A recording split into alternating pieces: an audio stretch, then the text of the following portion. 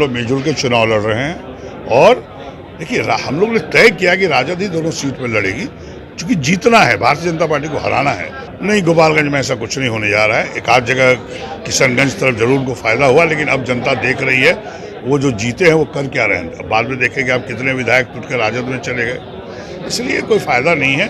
उनका अपना है, वो बीजेपी का एजेंडा लेके आते हैं। वो जो चर्चाएं हैं तो बीजेपी जहां उनको खड़ा करती है वहां खड़ा हो जाते हैं। आदरणीय राहुल गांधी को हम लोग चाहते थे बने, लेकिन आखिर वोटिंग क्यों हुआ? लोकतंत्र है।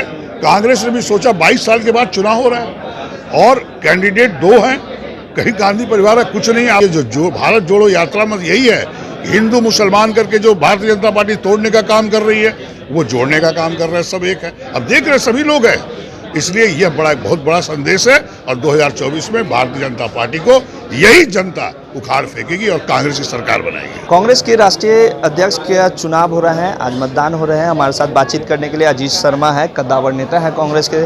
सर, आज चुनाव हो रहे हैं, कौन बेहतर विकल्प के रूप में साबित हो सकता है? भाई, ये तो डेलीगेट्स जो चुने गए हैं वो तय करेंगे। 9000 डेलीगेट्स पूरे देश में हैं, सभी स्टेट से, वो जो तय करेंगे। अभी तो सीक्रेट वोटिंग है, कोई किसी को दिखा के थोड़ी वोट कर रहा है, इसलिए दो उम्मीदवार खड़े हैं और अब देखिए कि डेलीगेट्स किसके पक्ष में करते हैं। शाम तक आपको पता कुछ चलेगा, जब गिनती होगी तो पता चलेगा कौन जीतते हैं। लेकिन अभी कहना बहुत ही जल्दबाजी होगा, लेकिन हम थोड़ी देर बाद कुछ पता चले, लोगों से बात हो। अभी तो बहुत कम वोट गिरा है, इसलिए भी कहना बहुत जल्दबाजी होगा। सर, राहुल गांधी पे आ जाते हैं। राहुल गांधी भारत जोड़ो यात्रा पे लगे हुए हैं। भाजपा लगातार ये आरोप आप लोगों पर लगाती है कि परिवारवाद की पार्टी है और अध्यक्ष कोई भी चुने जाएंगे, संचालन तो सोनिया गांधी या राहुल गांधी ही करेंगे। एक बात बताएं, ये जो भारत जोड़ो यात्रा आप बोले, इससे वो बिल्कुल भारतीय जनता पार्टी बौखला गई है। जो भीड़ है, आप लोग खुद ही समझ सकते हैं, जो भीड़ है, जो उत्साह है, कोई आदमी, हम भी नहीं चल पाएंगे। अभी 1000 किलोमीटर चल गए और एक लगातार चल रहे हैं, चल के तो दिखाए। इसलिए राहुल गांधी बिल्कुल देश के हित में, लोकतंत्र के हित में वो ये देश को जोड़ने का काम कर रहे हैं और बीजेपी बिल्कुल घबराई हुई है। वो समझ रही है कि 2024 में गद्दा सटेगा, इसलिए इस तरह बातें कर रहा है। अगर उन्हीं को बनना होता तो आदरणीय राहुल गांधी को हम लोग चाहते थे बने, लेकिन आखिर वोटिंग क्यों हुआ? लोकतंत्र है। कांग्रेस ने भी सोचा 22 साल के बाद चुनाव हो रहा है और कैंडिडेट 2 हैं, कहीं गांधी परिवार है कुछ नहीं। आप देख रहे हैं कि अगर गांधी परिवार कह देता कि एक ही आदमी चुनाव लड़ेगा तो क्या होता है। इसलिए जो नॉमिनेशन किए हैं वो नॉमिनेशन किए हैं, वो लड़ रहे हैं। अब डेलीगेट्स को तय करना है कि किनको बनाना है। जो भी बनेगा कांग्रेस के हित में होगा, कांग्रेस को एकजुट रह के चलाएंगे। मेरा मानना है कि जो भी जीते, जो डेलीगेट जिसको जिताएंगे वो कांग्रेस को मजबूत रखें और बीजेपी को 2024 में उखाड़ फेंकने का काम करें। सर, भारत जोड़ो यात्रा पे आ जाते हैं। लगातार राहुल गांधी भारत जोड़ो यात्रा कर रहे हैं, किस तरीके के माहौल बन रहे हैं, लोगों का किस तरीके का प्यार दिख रहा है, क्योंकि भीड़ तो काफ़ी ज़्यादा देखने को मिल रही है। बिल्कुल ये विश्वास है जनता को कि राहुल गांधी अगले प्रधानमंत्री बने। मैं भी चाहता हूँ अगले प्रधानमंत्री बने। राष्ट्रीय अध्यक्ष तो ठीक है, चुनाव होगा, ये होना चाहिए, लोकतंत्र है। कांग्रेस में लोकतंत्र दिख रहा है और हम लोग लोकतंत्र पर विश्वास रखते हैं, भारतीय जनता पार्टी नहीं रखती। और भारत जोड़ो यात्रा में जिस तरह से लोगों का उत्साह देखने को आ रहा है, जो महंगाई और बेरोजगारी की बात लोग कर रहे हैं, परेशान हैं, चाहे जहाँ के भी लोग ले लीजिए पूरे देश में।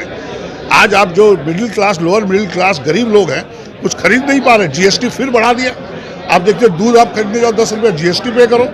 ये बिल्कुल गलत हो रहा है, जनता सब देख रही है। और ये जो भारत जोड़ो यात्रा में यही है, हिंदू मुसलमान करके जो भारतीय जनता पार्टी तोड़ने का काम कर रही है वो जोड़ने का काम कर रहा है, सब एक है। अब देख रहे सभी लोग हैं, इसलिए यह बहुत बड़ा संदेश है और 2024 में भारतीय जनता पार्टी को यही जनता उखाड़ फेंकेगी और कांग्रेस की सरकार बनाएगी। सर, 2024 की अगर आपने जिक्र किया तो मैं भी एक सवाल लूँगा। नीतीश कुमार भी लगातार सभी विपक्षी पार्टी को एकजुट करने में लगे हुए हैं। आप कह रहे हैं राहुल गांधी हमारे प्रधानमंत्री होंगे, नीतीश कुमार का भी ये नाम जिक्र आ रहा है कि वो रेस में है, कैसे देख रहे हैं सर? हम तो आज तक आदरणीय नीतीश कुमार के मुंह से नहीं सुने हैं कि वो रेस में है। वो तो चाहते हैं कि भारतीय जनता पार्टी को 2024 में गद्दी से उखाड़ फेंका जाए, देश के हित में, लोकतंत्र के हित में, संविधान को तोड़ने से बचाने के लिए, महंगाई रोकने के लिए, बेरोजगारी खत्म करने के लिए। इसलिए वो साथ में है।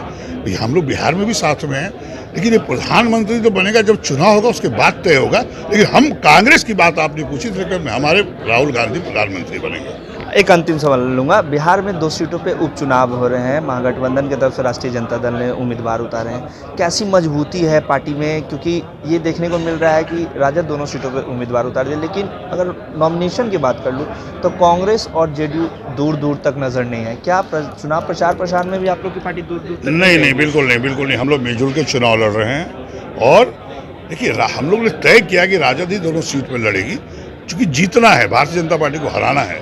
इसलिए हम लोग बिल्कुल चुनाव में प्रचार में जाएंगे और हम लोग के महागठबंधन का उम्मीदवार, आप सिर्फ राजद का उम्मीदवार मत बोलिए। इसलिए हम लोग का दायित्व बनता है हमारा जदयू का, हम लोग जाके उनको जिताने का काम करेंगे। एक अंतिम सवाल ले लेता हूँ। एआईएम ने गोपालगंज में अपने उम्मीदवार उतारे हैं। कांग्रेस का शुरू से एक कोर वोटर है, वो मुस्लिम वोटर है, तो क्या वो इफेक्ट करेंगे गोपालगंज में? नहीं, गोपालगंज में ऐसा कुछ नहीं होने जा रहा है। एक आध जगह किशनगंज तरफ जरूर उनको फायदा हुआ, लेकिन अब जनता देख रही है वो जो जीते हैं वो कर क्या रहे हैं। अब बाद में देखेंगे आप कितने विधायक टूट कर राजद में चले गए, इसलिए कोई फायदा नहीं है।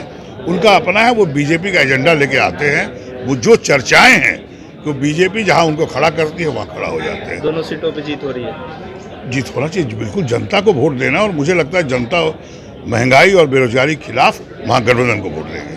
अजीत शर्मा थे हमारे साथ, भागलपुर से विधायक भी हैं, जिन्होंने हमारे तमाम सवालों के जवाब दिए। वहीं राष्ट्रीय अध्यक्ष के लिए उन्होंने कह दिया कि देखिए लोकतंत्र है, लोकतंत्र में चुनाव होता है। लगभग 22 सालों के बाद ये चुनाव हो रहे हैं। कोई भी राष्ट्रीय अध्यक्ष बने, काम कांग्रेस पार्टी के लिए करेंगे। वहीं बिहार के 2 सीटों पे उपचुनाव है, उसको लेकर भी उन्होंने कहा है कि महागठबंधन के प्रत्याशी हैं और पूरी मेहनत से हम सभी लोग जिताने का काम करेंगे। चुनाव प्रचार प्रसार में भी जाएंगे, चाहे वो जेडीयू हो, चाहे आरजेडी हो, चाहे कांग्रेस पार्टी हो, तमाम लोग जाएंगे। वहीं एआईएम के पार्टी को लेकर भी उन्होंने कहा है कि जहाँ भारतीय जनता पार्टी अपने उम्मीदवार उतारती है, वहीं एआईएम की पार्टी को उम्मीदवार, क्योंकि वो कहीं ना कहीं भारतीय जनता पार्टी के इशारे पे उस पार्टी का काम होता है। फिलहाल खबरों में बने रहेगा। अभी के लिए इतना ही, नमस्कार। लाइव बिहार यूट्यूब पर सब्सक्राइब और फेसबुक पर लाइक जरूर करें।